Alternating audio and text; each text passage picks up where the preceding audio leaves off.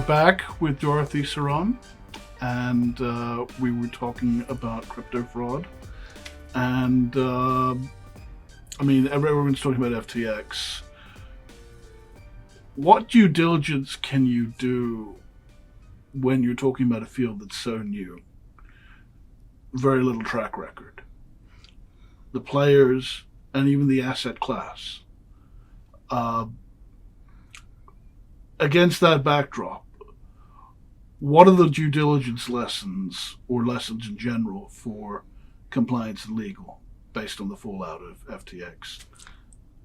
I mean, because there are surely lessons to be learned from this in terms of, preventing this from happening again. So in terms of the legal aspect, I think what is jarring is that if they move money, and which is supposedly a lot of the assets or money was in Alameda, it doesn't even have the minimum lending rules. I mean, in a bank, in a Hong Kong bank, you want to go and put your deposit there. The money is not sitting there. The bank is lending that money out. Right. Because money by itself sitting in an account doesn't do anything for the bank. They can't live off your charges. Right. So they will go and, take your money and lend it out to somebody else at a higher rate of return and interest, and that's how it goes. But in this particular Alameda situation, they don't even have a minimum as to how much you can lend out, isn't it? Because in Hong Kong, you can't lend every dollar that every penny of your account. You have to have a minimum balance. And in crypto, for that particular balance to be struck, you have to be able to say, because people will leverage off. They will either borrow crypto to lend crypto or borrow money to buy crypto, and all sorts of things happen in that sort of exchange. But there isn't even a minimum level to balance to make sure that the thing doesn't collapse like Jenga. Yeah. It is a delicate balance, and I mean, my sense was that as a brokerage, they're subject to certain capital requirements. I mean, I think so, but yeah. Crypto has been allowed, and they've embraced. They wanted the anonymity, they wanted to be decentralized, but there's a price to pay for all of that. And absolutely, and I saw shades of this at the first Hong Kong Bitcoin event in 2014. That on the regulatory panel, the hardcore libertarian fringe within the crypto movement wanted no rules whatsoever, and because they said this would kill a budding industry in its infancy, in its nascent stages. One, you can't be part of the financial system either in stealth or in reality, de facto or de jure, cold wallet, without being subject to some rules. And beyond that, there's a practical consideration. The sovereign wants to be the one to mint the coin of the realm. But the problem with that is, at inception, the concept of this product was wonderful. But then the public buys into it. Does the public have the wherewithal, the standard of information, the sophistication, in order to be able to differentiate between what's a good product and what's not a good product? Because they saw the double, triple digit returns Absolutely. to capital and they jumped on the bandwagon. Absolutely. And there's no controlling that because it's a free market. So when they do that, then there has to be checks and balances. And of course, the law is there to protect the innocent, isn't it? And the average person, the public. Yeah. So having that sort of law enforced, of course, it stifles the mood of somebody who is a true libertarian. But sadly, of course, the true libertarian, if they were all true libertarians and they kept to themselves, but they don't want that because they want to be able to tap into the resources of the free world market as well and into all those finances. So when the public comes in and invests into all of that, then there has to be a balance to be struck between protecting the public and upholding the virtues of this product. And I tell the true libertarians that even Ayn Rand ended up claiming Social Security in her final years. So that is, when you or your loved ones get burned, then you will be crying for the state to intervene on your. And as you said earlier, the blame game. Then the blame will be, why didn't the enforcers protect me from protect myself. me from myself. Or why didn't anybody tell me that this was a bad idea? But when times are good, you're like, others are getting rich. I'm falling That's behind. right. Yes. Or else, there's nothing to blame when the money is good, but when the money is bad, then everybody starts looking for somebody to blame and somebody to recover from. Yeah, I mean these arguments can go on forever, and I understand that there are arguments to be made on both sides regarding who's a worthy victim, who's worthy of redress. But again, sometimes there are sharp, sudden vicissitudes in life, market downturn, or hacking from external groups. Then the question becomes: did this firm have the requisite protections and controls in place? Because no one invites hackers to attack them, but you can still be held liable. If hacking results in customer losses. Yes. Now we differentiate between those that are true scammers. Yeah. And of course, with true scammers, even with laymen, you can't help somebody who's going to be fraudulent. So for true scammers, even though I put into a good product or a good, then there people will hack it and walk off with it. Then, of course, there's a victim. So hopefully there is some recovery. Then there are those who are just plain negligent. And then those who are opportunists. For those, it's very difficult because they could have done better homework, they could have done better research, but they didn't. And of course, those it's difficult to sing the same tune. But may I just at this point draw an analogy with the kind of, for those who are true libertarians, for example, let me draw an analogy in an ordinary mortgage situation with a bank. And there was a time when if you had a property and it was in the name of the husband and the wife, the husband could go and mortgage the property and then the wife would just sign it. And then what happened was, as the law evolved, the wife would then say, I didn't know what I was signing. I'm sorry I relied on my husband, but the bank should have told me. So then what did they do? They evolved. They required the wife to get separate legal representation so that she would know what she was signing, and that if he walked off and fell off the face of the earth, she would be responsible for the mortgage. So that's evolution. So, but in this sphere that we're now talking about in crypto, it is so unregulated. It is still in a bit of cowboy days as such, that there needs to be an evolution as to what is required, what do we need? I mean, how do we protect an obvious risk? So even for that, we can't decry that there has to be some legislation, because as you rightly said, if this was your parent or your relative or yourself, you would feel like, where is my legal redress? Why didn't somebody protect me? I noticed this dichotomy, and I mean, financial services, I'm sure you serve a number of financial services clients, but I noticed this dichotomy amongst financial services types, banking financial services types from the US and the UK, vehemently against the welfare state, feel that their money is going towards people that don't deserve it, but they have no qualms about being bailed out because well, if you don't save us, the system goes down. Again, the too big to fail mindset. And what does that say? That when times are good, I'm making double digit returns, and when times are bad, I have no downside. Well, which is why there's a development of an insurance element to this right now that I'm seeing, so that, can you insure yourself against this sort of a risk of this kind of a loss? Yeah. But you're absolutely right in that, the mindset is they want to be bailed out when the time comes, but they don't want to subscribe to bail somebody else out if it didn't hurt them. Yeah. So, I mean, hacking can take multiple forms. Many. Yeah. I mean, there were cases where in the beginning people chose very unregulated legislations and countries. Like, for example, and I hate to this is a fact, so I'm not saying anything that's derogatory.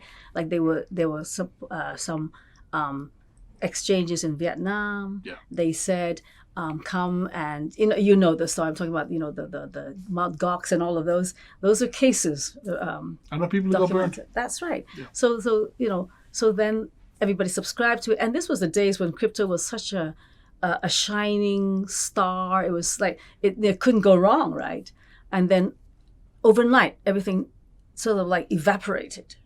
And these were the ordinary people that were burned. So scams and exchanges can have all sorts of. I mean, as I said just now, that they have to differentiate between what sort of scam, and it's not just like, oh, crypto definitely by itself is not a scam. And I think people shouldn't. I don't agree with people who say all crypto is a scam. That's wrong. That's not true. It is a very fine product, but the point is, it is a fine product that is a very risky. It could be very risky. The technology has multiple uses. Yes. Not just in the financial world, but absolutely. When things go wrong in the financial world, because you're dealing with people's money, the greatest amount of pain is felt when things go wrong. Yes. But the people are dabbling in things that they don't understand. And going back to what you were saying about it's a Wild West cowboy environment. In that type of free-for-all environment, are jurisdictions like Dubai and the UAE, are they not taking advantage of it? Because just because you have a regulator doesn't mean it's a highly regulated environment.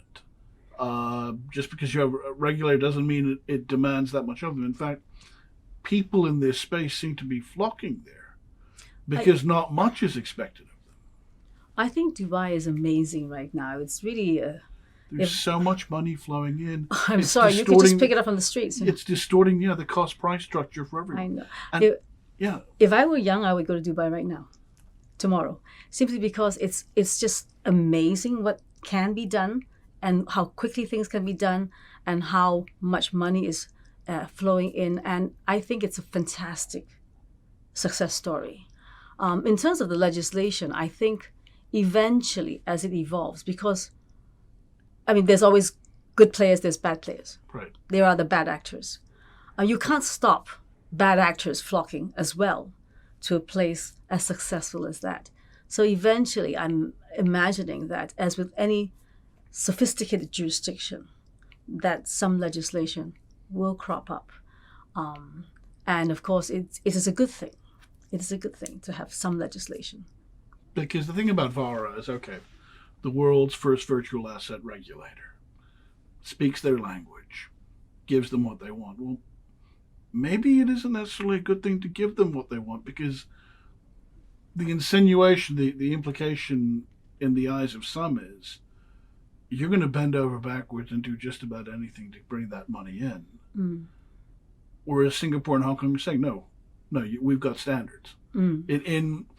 In much the same way, say around about 2006, 2008, the debate was in the hedge fund community, well, Singapore isn't expecting as much of me as Hong Kong is, they would tell the SFC. And the SFC would tell them, okay, then go to Singapore. Yes, but you see, and that was wise, pulling back a little bit. And that was wise because in 2008 happened. Yes. And Singapore was pulling. You see, the danger about this investing in this industry is that the technology is actually not available to everyone. It is those people who know how to play this, who have the technology, and I subscribe to it because of my blind faith that this crypto is never going to go down, for example. So if I put in, and I say this because there was a case in Canada where a young person who was 18 hacked into an exchange. He was able to duplicate the keys. He got a whole bunch of money and he kept it on his wallet. So they've been going after him ever since, and he's been just running around ever since without, But the point is that sort of technology is not available to the average person. And it's not on an index where you can look at the stock exchange index and say what's going on. I look at the Dow, I look at the NASDAQ, I know what's going on. There is no central registration for this. There is not something, once I put it in, if I'm not lucky, I will never know where to look for it. And it defeats anonymity. Yeah. And not everyone has that level of savvy. And the thinking that, okay, I'm going to put my coins, my cryptocurrency, on a memory stick on a USB drive and carry around in my pocket. Hot wallet. Even that's not a panacea. Even that's not completely. No. There was a case where, nowadays, and this was the case in Hong Kong, this particular individual, it was sort of like a romancing fraud. He romanced her, and they invest. It wasn't phone. It was, one-to-one. Right. And he said to her, "Why don't you get into crypto, Bitcoin, buy Bitcoin?" And she said, "Oh, okay, fine." Then This is a local case? Yeah. And then he gave her like a hard drive, a wallet, like a hot wallet. And she keyed it in, not knowing that when she keyed it in, it was actually accessible by his own wallet in the house. So actually what she did was she put money into his wallet or his, So she gave him remote access. She gave him all the remote access. And the technical aspects of this can be read from the case law, which I can give you the case later. But the thing is, what happens is exactly this. Even the hard drive is not safe because, as I said, this technology is sophisticated enough that the average person like myself wouldn't know if you gave me a hard drive that actually was housed in your phone. I wouldn't know, would I? So the point is the technology is not accessible to all. And there is no central registration. So I'm going to give you the case, and you're going to like it because it was the case where in Hong Kong they said, "Okay, I'm going to freeze the Bitcoin because it's an asset." Yeah. Yeah. So we know what we want law enforcement to do in such an investigation. We want law enforcement to investigate. We want them to respond. But also one thing would be very, very good is if law enforcement could talk to legal. Now, law enforcement, of course, that's not their agenda, and they don't owe us anything. But the point is, working together would make it faster, I think. Yeah. So what? I mean, in such a situation, there is a legal aspect to it, but it's heavily technology driven. Therefore, what value do lawyers add to this? If the grunt work is being done by the forensics types. Right.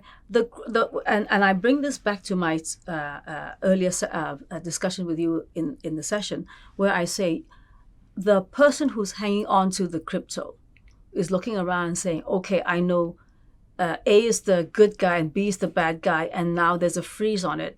I know I should give it back to A, but if I give it back to A, somebody can come and sue me." So the lawyer's role is we get the court order. That's claim preclusion. Yes, so that you can safely give it back to A and say, "I'm giving it back to A because the court says I should." Because nobody's going to arbitrate for you and say, "Oh, I'll just reverse the transaction because I know you were duped." That's highly irregular and highly dangerous because you could be sued from, for example, monetary authorities say, "What are you doing with this account?" You're not allowed to give A's money back to B. Right. So we have to have a court order that says, "I'm allowed to give it back to A now because the court says A is the owner of the money." So the lawyer's role is to get the court orders to freeze the assets whilst we are suing them to get the recovery of it. And that's always a separate role from the accountant saying, "Okay, where's the money going?" as in a very quick evolving crypto run up and down to the exchanges. So lawyers will have to get the court orders because you need the court orders in order to get recovery of the asset. Without the recovery of the asset, then you can help the law enforcement by telling them that you've been duped and they will get the bad guy but the bad guy may not return the money to you. It may be somewhere else in ether, somewhere else. So you need the court order, if you can trace it, in order to be able to say, "Okay, who has custody of the crypto now? We'll have to give it back." The legal system of the region are clearly in different phases of their development. Some far ahead, some less so. And coming back to, again, the first Bitcoin event that I attended was not the Inside Bitcoin conference, but it was a debate the night before. That night it was May of 2014. David Webb well-known investor rights advocate, former investment banker, was debating Bobby Lee of BTC China. And Bobby Lee's point was, if you want Bitcoin to go mainstream, it's never going to surpass mainstream finance. Same with Islamic finance. It's never going to overtake mainstream banking finance. But if you want mainstream acceptance, if you want mainstream respectability, you're going to have to, one, get people in mainstream banking and finance involved. And Yes. two, you're going to need something akin to the SWIFT Accords for bank transfers. Yes. I mean, we see harmonization of the rules in the financial world in other areas with AML, with the ISDA agreements for swaps. Yes. Something akin to that. What are your thoughts on that in the region? I think what you're talking about may hit at the roots of what the libertarians don't want. We're talking about something you want to centralize. Yeah. And centralization is where you can say, I can go through a SWIFT, I can go through a TT, but that's exactly what crypto doesn't do. Or, so then there's a big tug between those two regimes. And those two, those two goals, yes. because,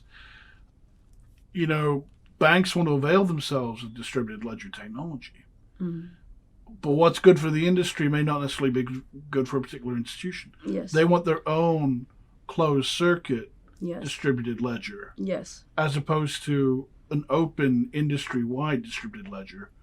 And if such were the case, Yep. we could see, okay, this bank is a little too overexposed. Mm. You need to unwind some of your trades and get those off your balance sheets, because we don't want another 2008 style implosion. Right, but then you're looking too closely at those. I mean, if you can look closely at the banks because they're governed by MA, but then for the crypto exchanges or the industry, do they want that sort of close scrutiny? Is it too close for comfort for them? Yeah, that's what I hear from Singapore. But Singapore has they've achieved a great deal. Mm. When they put their minds to something, they do it. They are very good at that. Hong Kong yes. takes time before they decide, Mm-hmm. but it is still state-driven, Yes. and that offends some people in the private sector. Mm-hmm. That or rubs the sensibilities of people in the private sector the wrong way. That they want it to be private sector-driven, but you see that in Hong Kong, and you're like, what have they achieved? Other than sandboxes. Yes. So you're at your alma mater, and do you have any advice to students on how to specialize in crypto as a lawyer, or what technical skills and knowledge to acquire? Well, I mean, one of the very modern things, sexy things that have happened now is service of documents, because there was a time when. I mean, anytime let me backtrack that. Anytime you need to sue somebody, you need to serve it on them because you have to give them notice. You can't really be serving somebody in the background and they're not given notice. That would go against the rule. So you need to serve them. What happens is, with evasive exchanges or evasive defendants, how do you locate them to serve them? And of course, there was an issue earlier on as to where Binance was located, and all the exchanges wanted to be at large. They didn't want to be located because they didn't want to have to comply with any particular legislation. Right. The latest service was done in the US, service by NFT. Oh. So then, subsequently, in the UK, See, the multiple judge, uses for the that's technology. right. Yeah. In the UK, London courts have said, okay, we will service by NFT as good service.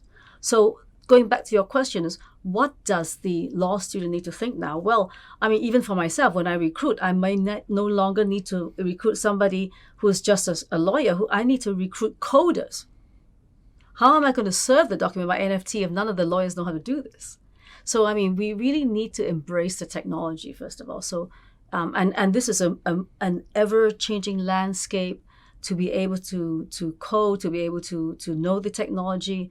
I guess if you want to trade in this area, then you would have to be able to merge a little bit more of what the forensics do and what the lawyers do. And that will give you a bit of an edge if possible. And of course, I think here you have a lot of really good courses in Hong Kong U. We have a 3-module FinTech certificate, which I believe it's free to take the course. There is a fee if you want the certificate. I implore all of you to sign up for it. It is well worth it and provides a good, solid primer to the subject matter. Can you take it with your students? Yes, yeah. They it's open to all, and good reviews.